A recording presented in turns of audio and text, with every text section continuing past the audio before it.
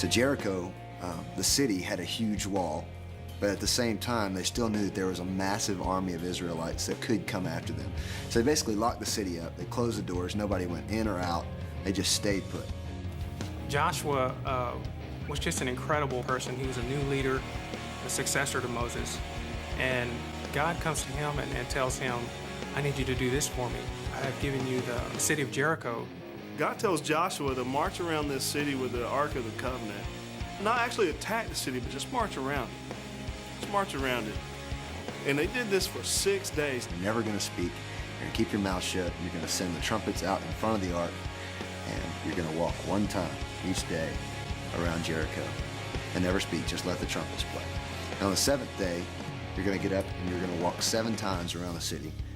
At the end of that 7th time, there's going to be a long trumpet blast, and then you're all supposed to scream as loud as you can, and the walls will just come falling down.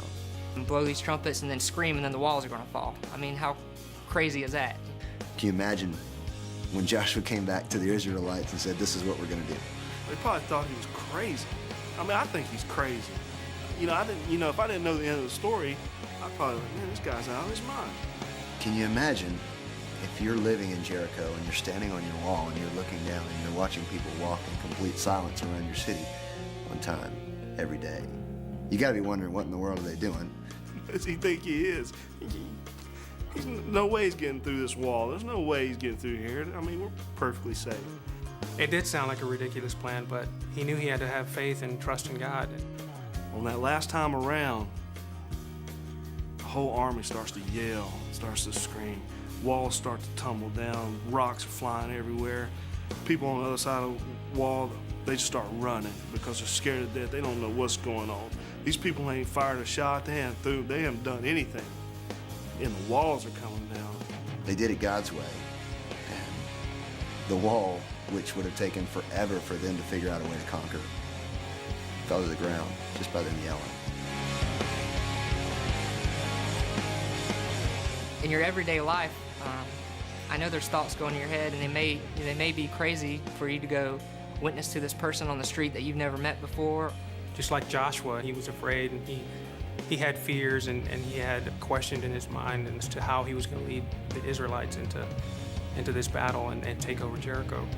But he had faith and he had trust in his Lord that he would see him through.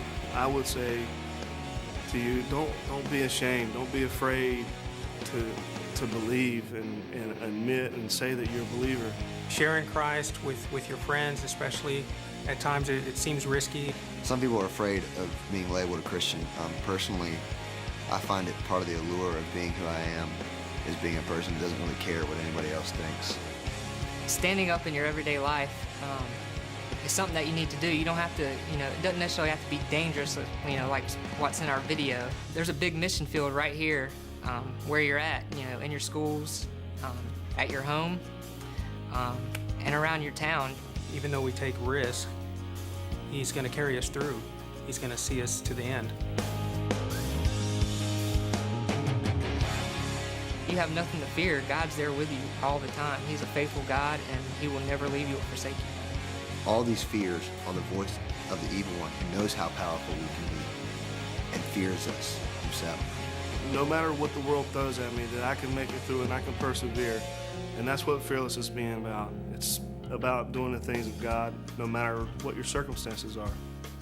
Well, we all need to realize that who we live for and what he did for us. He gave his life up for us, and he took such a heavy price. That is the true essence of fearlessness, a person who's willing to lay their life aside for somebody else.